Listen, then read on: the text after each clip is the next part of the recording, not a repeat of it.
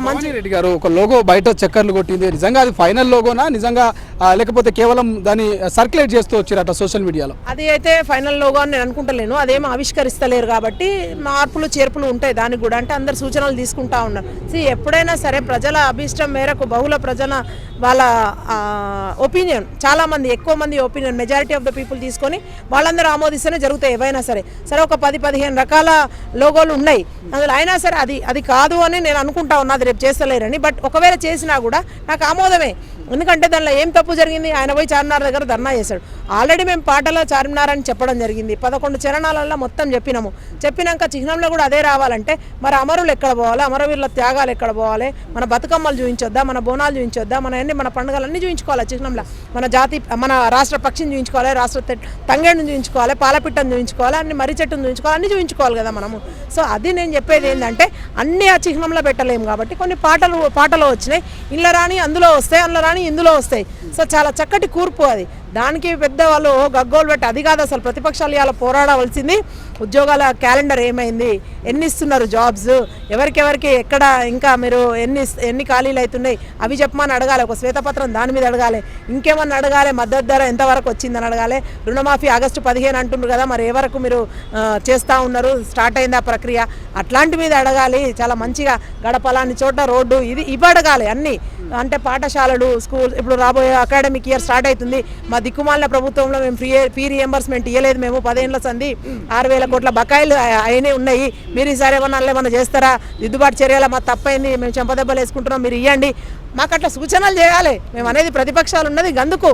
Logo బాగాలేదు, అది బాగాలేదు, పాట బాగాలేదు, అది అందరూ కలిసి చేసిండ్రు. ఆయనప్పుడు ఆ పాటను ఒకప్పుడు ఉర్రూతలు ఊగిందే కదా, అందరికీ తెలుసు కదా. ఆ ఒరిజినల్స్ ఎక్కడ పోలేదు, ఆ సోల్ చాలా బాగుంది. Only technicalities. ఆ సౌండ్ సిస్టమ్ అప్పట్లో అంతా ఇది లేదు. అది పాట రికార్డ్ చేసినప్పుడు నార్మల్గా చేసిండ్రు దాన్ని, అంతే అదే బాణి, అదే అన్నీ అవే ఉంటాయి. ఆ సౌండ్స్ మాత్రం పెంచిండ్రు అంతే తప్ప అందులో ఎక్కడ కూడా దెబ్బతినలేదు. విన్నాక రేపు అందరు కూడా వినకముందే గగ్గోలు పెడుతుండ్రు. బాంబాయి ఎవడు వాడిండు అని ఒకరంటారు, వాళ్ళు ఎవరు వాడినో మీరు అందరు విస్మయం చెందుతారు. రేపు ఒకసారి పాట విన్నాక ఇక్కడే కదా, ఎక్కడో కాదు కదా, ఎల్లుండే కదా, ఇంక 24 గంటలు ప్లే అయినాక మీరు అందరు కూడా తప్పైందని అనుకుంటారు. మీకే అనిపిస్తుంది, రిపెంట్ అవుతారు, రిగ్రెట్ అవుతారు అని చెప్తా ఉన్నాం. మాజీ ముఖ్యమంత్రి కేసీఆర్ గారు వస్తారా తెలంగాణ బాపు అంటూ కూడా అటు ప్రతిపక్షాలు అంటున్నాయి. ఆ బాపు ఈ యొక్క ఆహ్వానాన్ని మన్నించి ఈ యొక్క కార్యక్రమంలో పాల్గొంటారని మీరు అనుకుంటున్నారా? ఇక బాపు బ్యాచ్ వేరే ఉంది, వాళ్ళ బీఆర్ఎస్ పార్టీ అంతా అది బాపు బ్యాచ్. అంటే వస్తారు. ఇప్పుడు ఆయన పార్టీలో నుంచి తెలంగాణ అనే పదాన్ని తీసేసి ఆయన అస్తిత్వాన్ని కోల్పోయిన ఆయన తప్ప, ఆయన మనిషిగా మనం ఆయన ఉద్యమకారుడు అని మేము గుర్తిస్తాం. అవునన్నా కాదన్నా తెలంగాణలో ఉద్యమంలో ఆయన కూడా ఉన్నారు. కేసీఆర్ కూడా ప్రముఖ పాత్ర వహించిండ్రు. ఆయనను కూడా పిలుస్తాం, అందరినీ పిలిచినట్టు అందరినీ పిలుస్తున్నాం. ఉద్యమంలో ఉన్న వాళ్ళందరినీ, ఉద్యమకారులందరినీ పిలుస్తున్నాము. గౌరవించి ఒకంత ప్రభుత్వం తరఫున వెళ్ళి వీళ్ళు ప్రభుత్వ సలహాదారు ఎవరైతే ఉన్నారో వాళ్ళు వెళ్ళి పిలుస్తారు. తప్పకుండా ఆయన కూడా వస్తారని అనుకుంటాం. అలా విభేదించడానికి ఏం లేదు. ఒకప్పుడు తను సోనియా గాంధీ గారిని ఇంటి దాకా వెళ్ళి కలిసి వచ్చిండ్రు. అక్కడ దాకా ఢిల్లీ దాకా పోకుండా ఇక్కడే ఒక అవకాశం కదా మళ్ళొకసారి థ్యాంక్స్ చెప్పుకోవడానికి.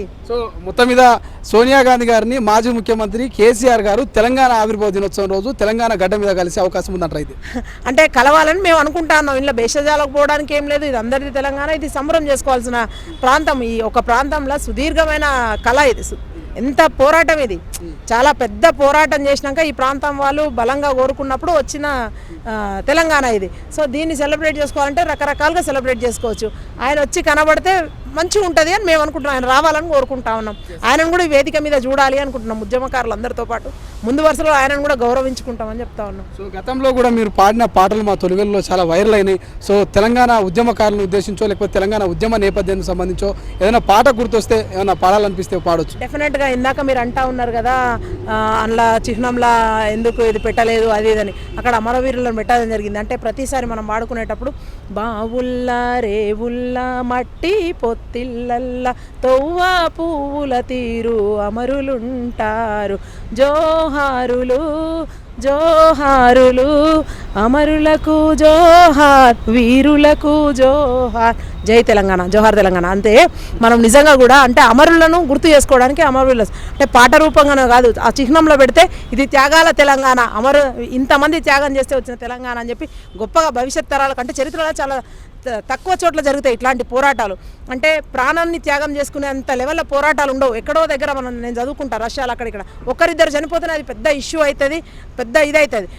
మన దగ్గర మాత్రం ఇది నిజంగా కూడా 1200 మంది చనిపోయింది. అంటే తొలి మలిదశ ఉద్యమంలో కలిపి అది వివిధ రకాలుగా ఆత్మహత్యలే కావచ్చు, ఇంకొక రకంగా కావచ్చు, ఇంకొక రకంగా కావచ్చు. బట్ వాళ్ళందరినీ కూడా నిజంగా కూడా వాళ్ళకు ఒక చిహ్నం, అది ఒకటి స్తూపంలో పెట్టినప్పుడు హర్షించదగ్గ విషయం. అది దాన్ని ఆహ్వానించండి, దాన్ని రాద్ధాంతం చేయొద్దని చెప్తా ఉన్నాం. అమరుల త్యాగాలు నిజంగా ఏం చేసైనా నేనున్న ఉద్యమంలో మీరున్నారని అందరం చెప్పుకుంటాం, కానీ ప్రాణాన్ని ఇచ్చేంత ఉద్యమం అయితే ఎవరం చేయలేదు. అన్ఫార్చునేట్లీ కేసీఆర్ చేయలేదు, కేసీఆర్ ఫ్యామిలీలో ఎవరు చచ్చిపోలేదు. ఆ పిల్లల కోసం ఒక గుర్తింపు చిహ్నం. అందుకనే వాళ్ళందరినీ పిలవడానికే ఈ వేదిక మొత్తం మందిని ఇవాళ వాళ్ళ తల్లిదండ్రులను అందరిని పిలిచి వాళ్ళని ఎట్లాగో పోయిన బిడ్డలను తీసుకురాలేము, వాళ్ళకు ఒక చిరు సత్కారం, అమ్మ సోనియమ్మ చేతుల మీద ఒక చిరు సత్కారం, అది కూడా కాదు అని వీళ్ళు రాద్ధాంతం చేస్తే ఏం చేయలేము. బట్ ఆగదు ఇది. జోహార్ తెలంగాణ. అసలైన తొలి వెలుగు. ఫాలో వాట్సాప్ @తొలి వెలుగు official.